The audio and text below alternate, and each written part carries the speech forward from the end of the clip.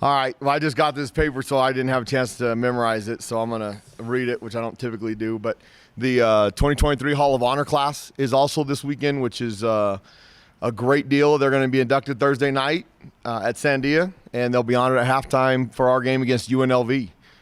Thursday night, November 2nd is when they'll be honored at Sandia.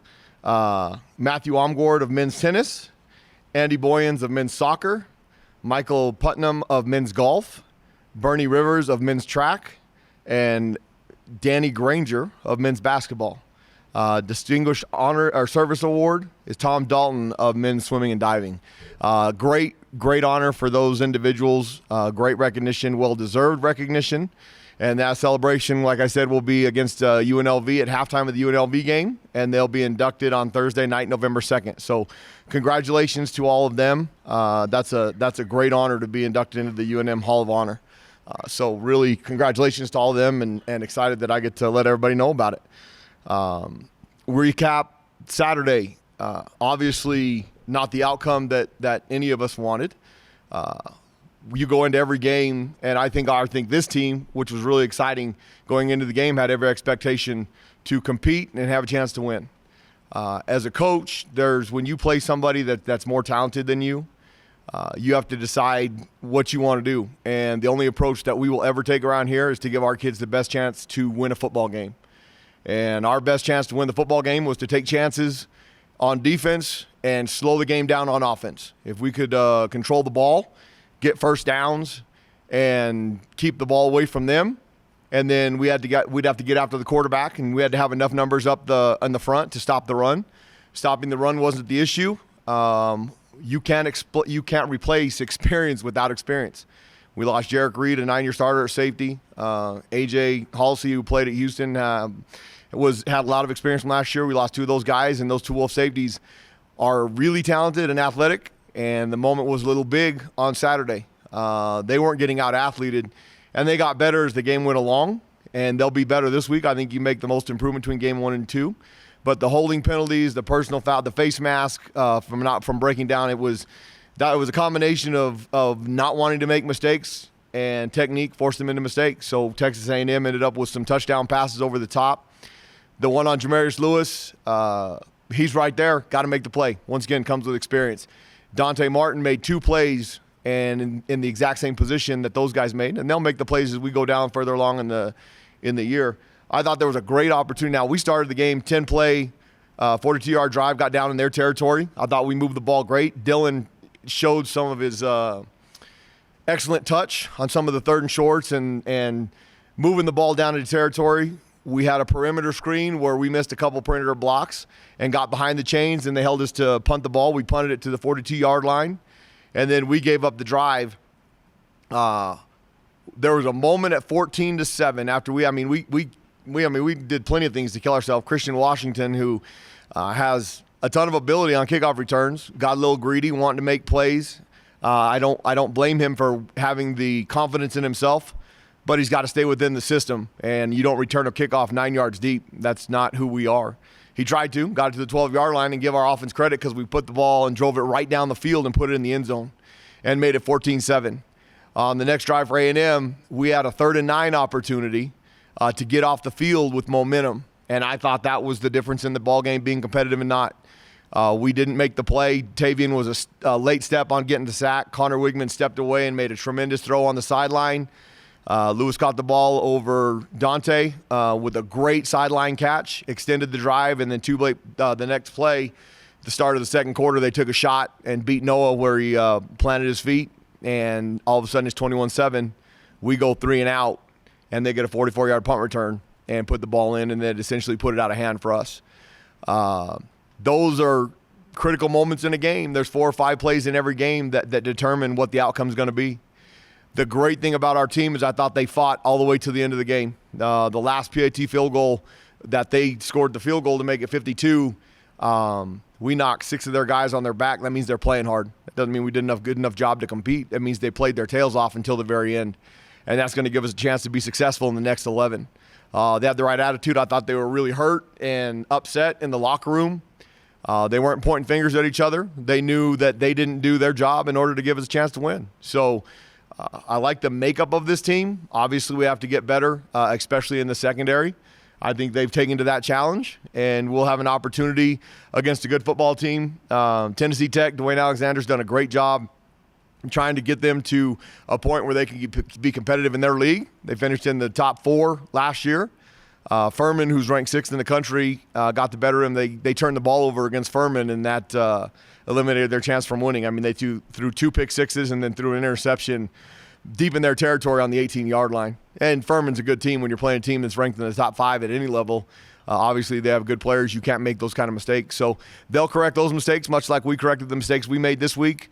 You should make your most improvement between games 1 and 2. So I anticipate both teams doing that. And we'll come out here on Saturday night at 6 o'clock. It's Indigenous Heritage Night.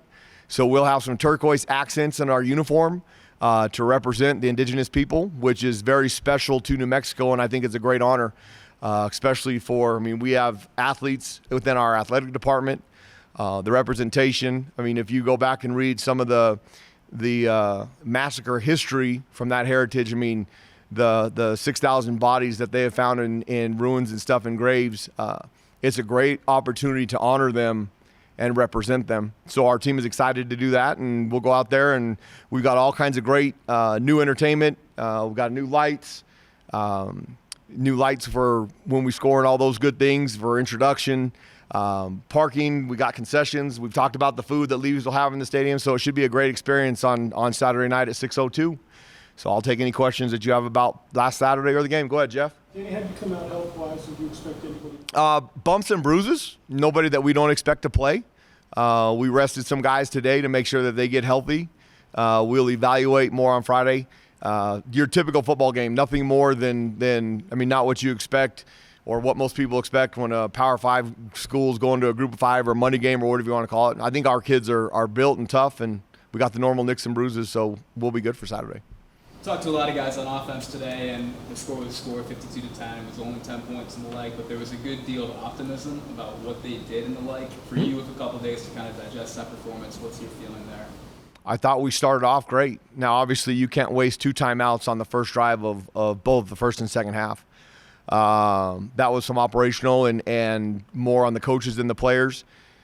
The idea going in was early it was going to be ugly. Run the ball, run the ball, run the ball. If we get 1 to 2 yards, and give Texas A&M a lot of credit because Coach Durkin does a really good job schematically, and they're really, really good up front. But I thought our offensive line played pretty darn good for what we were asking them to do and what Texas A&M was trying to do. I mean, Dylan got sacked twice. Not one time did any of those guys up front get ran over. Dylan was only hurried 4 times. He made 1 bad throw, the interception that led to a touchdown. But I thought those guys competed their tails off and did a good job against one of the best fronts in the country. Early on, I thought that first drive, like I said, the 10 plays, 42 yards, we get down there in territory, converted a couple third downs that were big. We can't get behind the chains when you're playing somebody that good. We had opportunities to convert some second and longs and third and longs. We did a couple times. We didn't a couple times from some drop passes. Schematically, things lined up. At halftime, Ja'Cory ran 11 times for 60 yards. He averaged 6 yards a carry. Now, 20-yard touchdown run helps that a little bit. We didn't give him as many carries in the second half with the game being out of hand as it was. He's gonna get 20 to 25 carries in pretty much the rest of the games going forward as long as he stays healthy. I thought DJ and Andrew and Jeremiah and Luke really showed some grit and some of the things they can do. We need to shore up some of our perimeter blocking so that we can extend some of those runs from Bill and Sherrod and Christian and Dorian. I think all 4 of those guys ran really hard. I think Dorian and Sherrod put themselves the opportunity to get more carries in the game. But the attitude's right. We moved the ball. We didn't finish drives. The second half, I thought we came out, down 35-7. We came out, got a 3-and-out, got a sack on third down, and then moved the ball right down the field. Ended up having to settle for a field goal. But, I thought the grit was there. They played hard till the very end. We just didn't make enough plays to stay in the game. But I think the optimism offensively, there was definite improvement. Now we go out there and put the ball in the end zone. Tight ends played a huge deal in blocking as well. I think there was only 1 reception. It was Whittoff. Played a ton of snaps. I think probably the most he's ever played in the game in the leg. For you to see that kind of rise from camp to that first game, What's that been like for you? I thought obviously there's some mistakes that we need to clean up, but I thought Connor Widoff, give him a lot of credit from where he came from last year to where he was Saturday, because he played actually really well and did a great job against one of the better fronts in the country. So I think Connor, there's a lot of optimism in that tight end position. I think Magnus and Trace did some really good things, did some things that we need to do better. But I thought the tight end room was productive. They will be more productive and be more involved as we go during the season with different things that we do each week. I thought DJ showed some of his physical type play that we expect from him. I thought a couple of those balls, the back shoulder throw in the end zone, it's hard to do that when a guy's pulling the front of your jersey, but if they don't call it both ways, then it's fine. I expect DJ to come up with those catches, and I think he'll make them as we get further down the road. I know you want to win the possession battle every game, and you mentioned, that's how you wanted to start the game against A&M. Mm-hmm. Is that going to be kind of the same pace that you envision the offense moving forward? No, I was.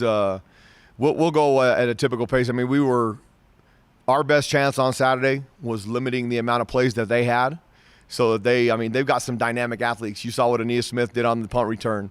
You saw what Amari Daniels was able to do when the one run that they had. I think they popped it for a 27-yard run. That was the only successful run they had of the night. Those guys are explosive.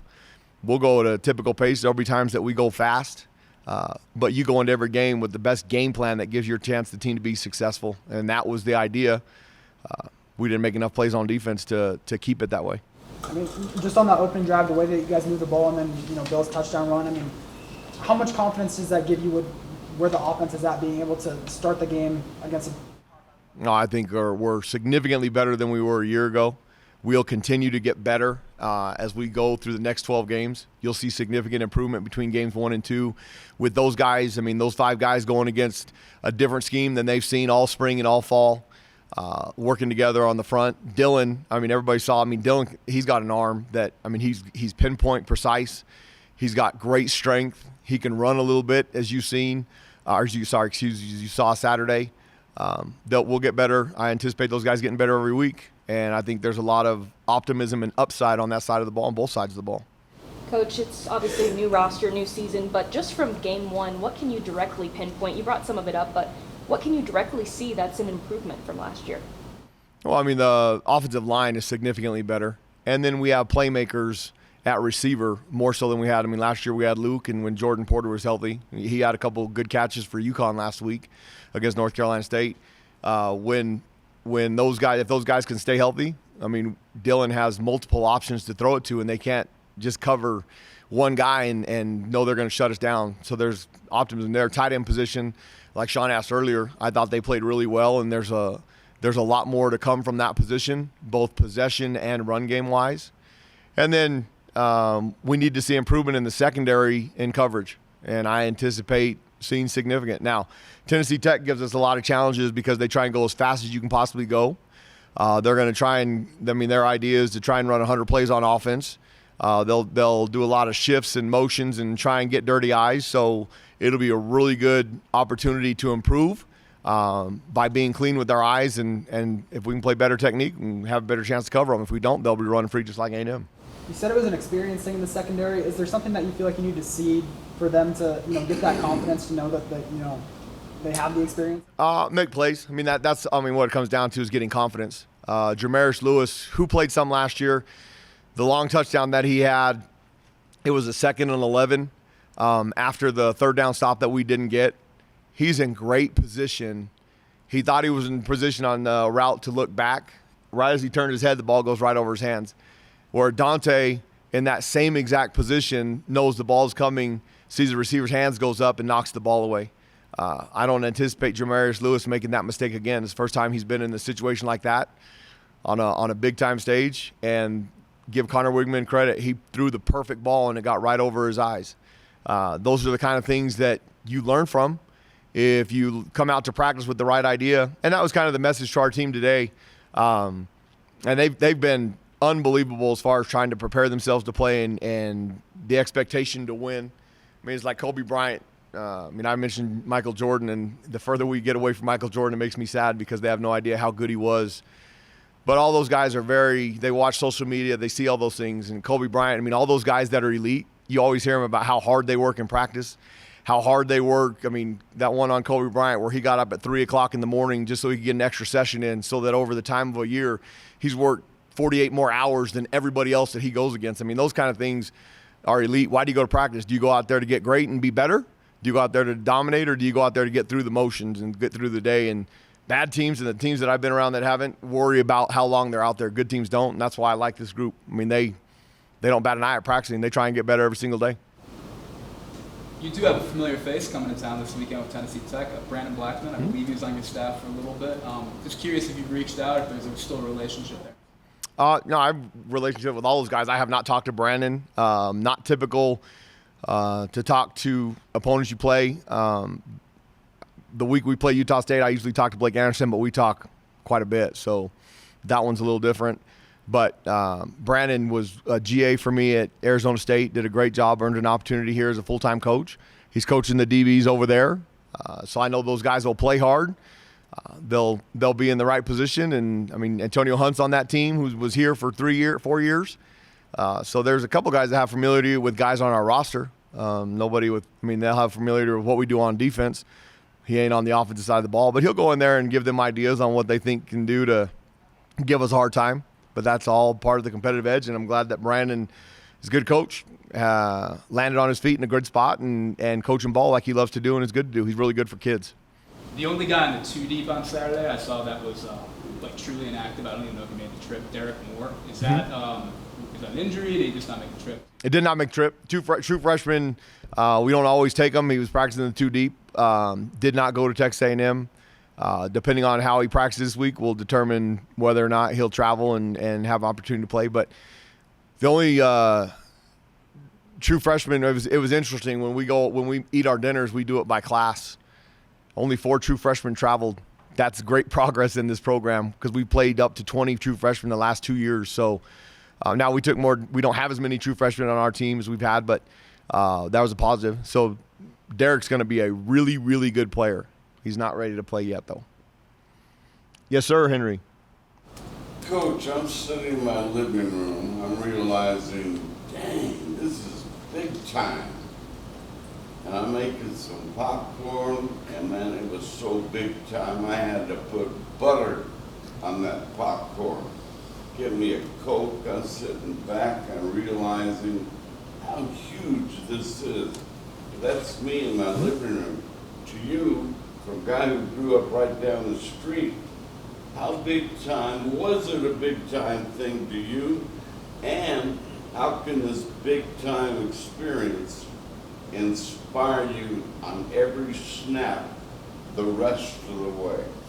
For anybody that's ever been to Kyle Field, it's one of the great traditions in all of college football. It was a great experience for our kids. I don't believe in moral victories. We got our tails whipped. I mean, final score is 52-10.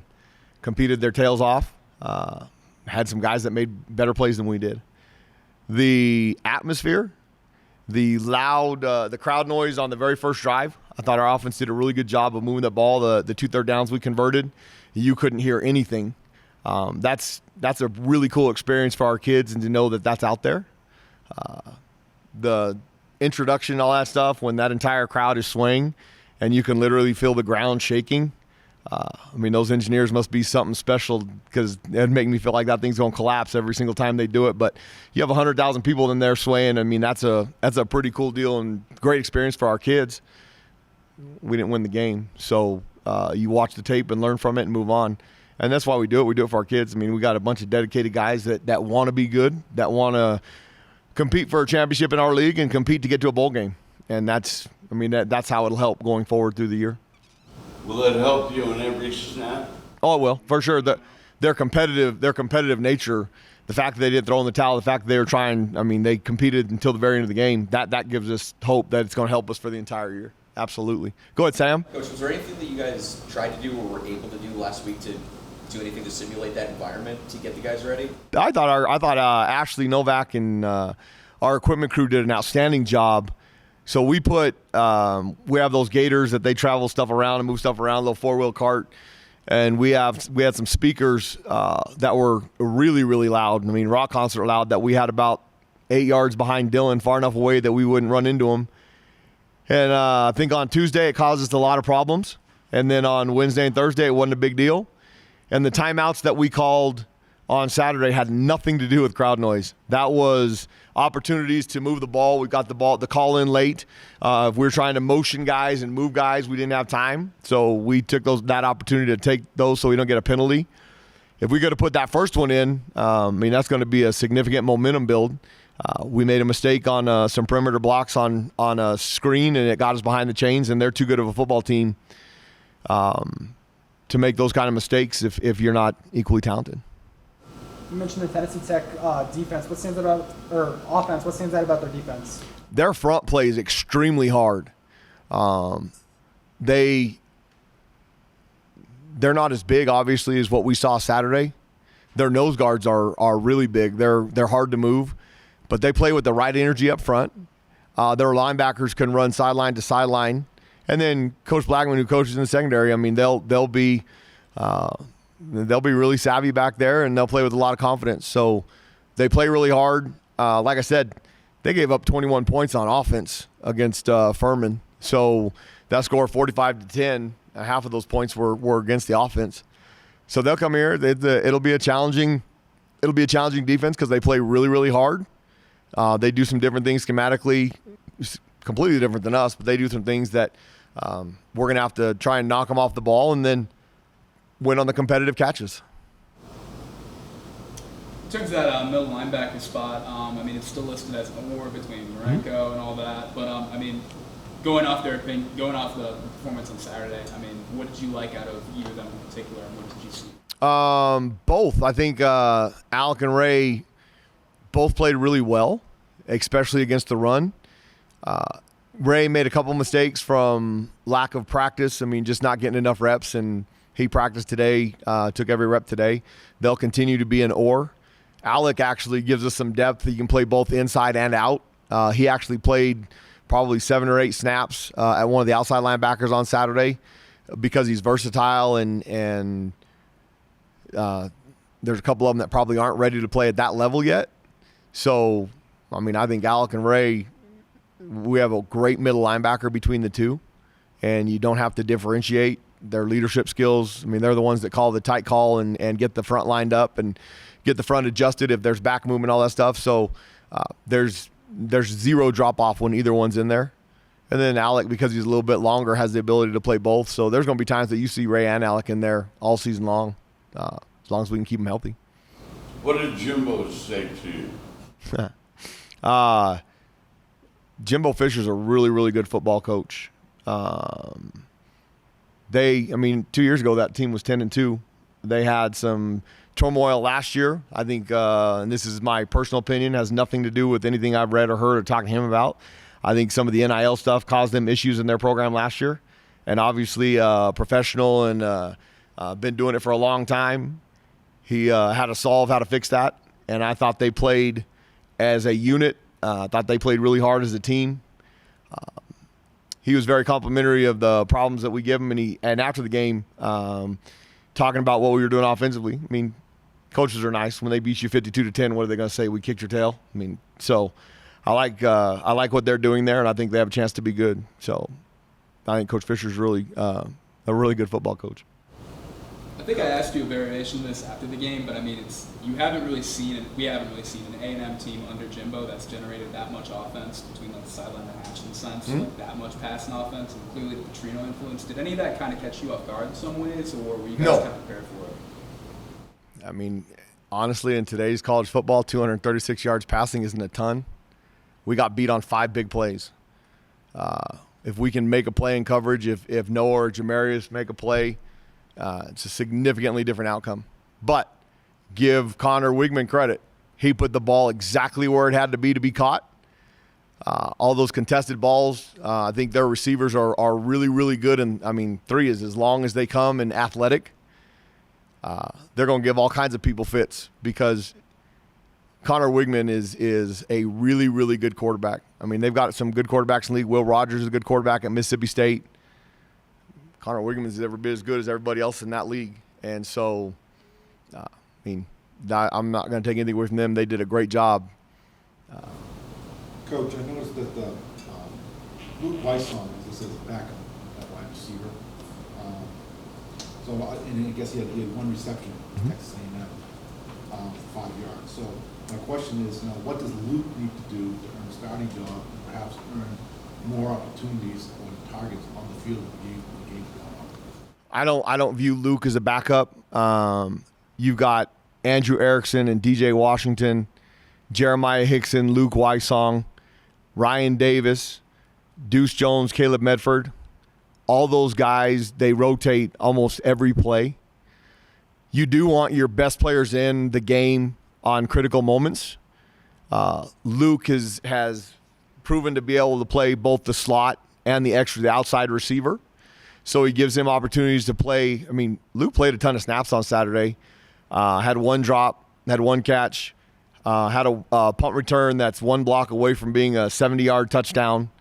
I don't think Luke needs to do anything to earn more opportunities. He'll have plenty of opportunities throughout the year. And the best thing about Luke is he understands, there's in the 12 personnel package, there's only 2 receivers on the field at a time. The first 2 that started were DJ Washington and Andrew Erickson in that package. There's going to be packages and games that we start in 11 personnel where there's 3 wide receivers. There's going to be some that we start in 10 personnel. So those guys, as long as they know what to do, they all give us different options. And Luke, being that he can play both inside and out and he can run as fast as he does, Luke will actually, in my opinion, be a better player this year than he's been the last 2 years. And some of the opportunity to be the only playmaker out there has limited what he's actually been able to do. So I don't view Luke as a backup, and I don't think there's a lack of opportunity there. He works his tail off every day and will continue to have the ball thrown to him every week. I see that in game notes that you have 32 players from Mexico are on the roster. How would you assess how in-state recruiting is going? Because you've spoken a lot in the past about wanting to sign as many 3 to 5 Mexico players every year. It seems like that's what you're doing. But overall, how would you assess the in-state recruiting? No, I think New Mexico football is getting better. We've obviously signed the last 5 Gatorade Players of the Year, which is the best player in New Mexico. For those of you that are on social media and Twitter, or X, I guess you should call it now, there's a certain young man in this town that got an offer from Washington and got an offer from Wisconsin that I sent a text to congratulating him on those people finally seeing what is well-deserved. And there's much more to come for that young man and for another young man that's at a school in the northern a city just northwest of us. We're going to do everything we can to keep those kids locally around here. We send them letters every day. We talk to them every opportunity we can. I think we have great relationships started with those kids. Wisconsin and Washington and Nebraska and Purdue and Michigan, and those things are really enticing for 18-year-old kids. And then the era of the transfer portal, they might go away and come back. They might not. Look at what Connor O'Toole's doing at Utah. I tried my tail off. I got the job on December 19th.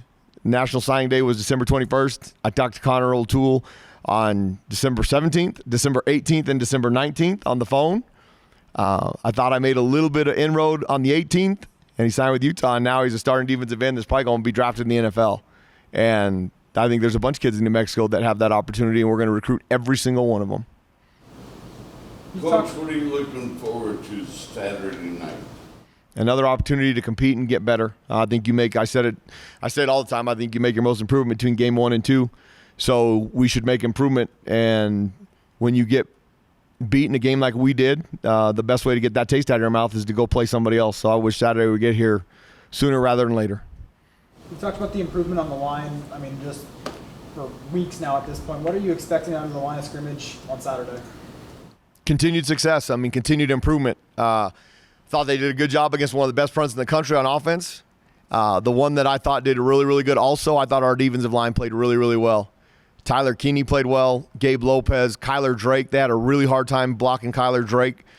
I mean, they were in the second half. We got a lot of pressure on Connor Wigman to the point where they were having to keep 7 in, and they did a really good job with their protection schemes. I mean, they're a good football team, but I was really proud of both sides of the ball at the line of scrimmage. We've got to make more plays. I mean, come down to we got to make more plays in the secondary. What's the ceiling for Dante Martin, Coach? He looked like he belonged in that field. He made plays against some of the best receivers in the country, certainly athletically. What's the ceiling? Well, he's four pass breakups away from setting the all-time record here at the University of Glover Quinns. That's pretty special. Glover Quinn played in the NFL for 10 years, and he was on the sideline Saturday, and it was awesome to see him there. Dante, I think, is the best corner in this league. I think he proved on Saturday that he can compete and cover anybody. I'm really glad he's on our football team, and I think he'll have that record by the midway through the season. And the only way he doesn't get that record is the other teams get smart and stop throwing at him. As long as they throw at him, he's going to make plays. And I hope I'm challenging those guys to throw at him. This weekend, 2 massive wins from Colorado and Texas State, and those are teams that rebuilt almost entirely through the portal. Obviously, a ton of portal entries here in some sense. I mean, a ton of new faces and is there a feeling with you guys that hey, we are close to pulling something off like that with the guys that we got from the portal and stuff? No, I think we're more talented because of the portal. Obviously, Colorado's more talented, the 1-11 team. Shedeur Sanders and Travis Hunter are really, really good players, and they proved it. They were really, really good players at Jackson State, and they're really, really good players at Colorado. You want to be a good coach, get good players. Now, Deion Sanders is one of the greatest football players of all time.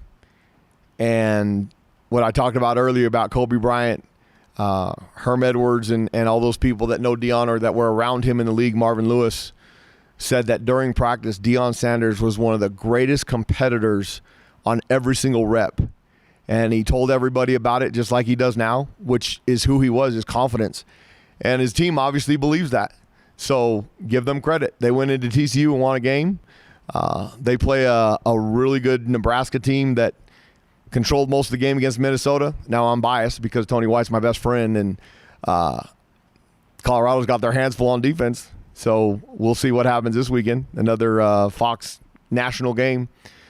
But I don't think they're not for real. I think they proved on Saturday that everything he said, they've earned the right to talk. So they'll have it again on this Saturday and see what happens. Wasn't really the question you asked me, but yes, I think we can get better. Go ahead. Anybody else? You coached in the Pac-12 at Arizona State, obviously, and you coached in San Diego. What are your thoughts on the apparent demise of the Pac-12? Makes me sad because the Pac-12, has been around for 100 years. It's probably in the best interest of our league. We have an outstanding commissioner. Now, I don't want to take anything away from Craig Thompson because I think for the exception of since the inception of the Mountain West Conference, the 9 founding members outside of Utah have stayed together, and we've continued to build something special. I think we're the premier league on the West Coast now because of that. I think we've done some really good things. We'll give Oregon State and Washington State an opportunity if they want to join us. But I think Gloria has the right idea of. I'm not going to comment anymore on that. I think we're the Premier League, and it makes me sad that the Pac-12 is falling apart. But who knows? Maybe they'll save it with the Mountain West and do something. I have no idea. I'm not involved in those conversations, but I know the people that are in charge of our league and the right people are having the right conversations. And we have a great conference, and we will end up wherever it ends up with a great league. If we add 2 teams, outstanding.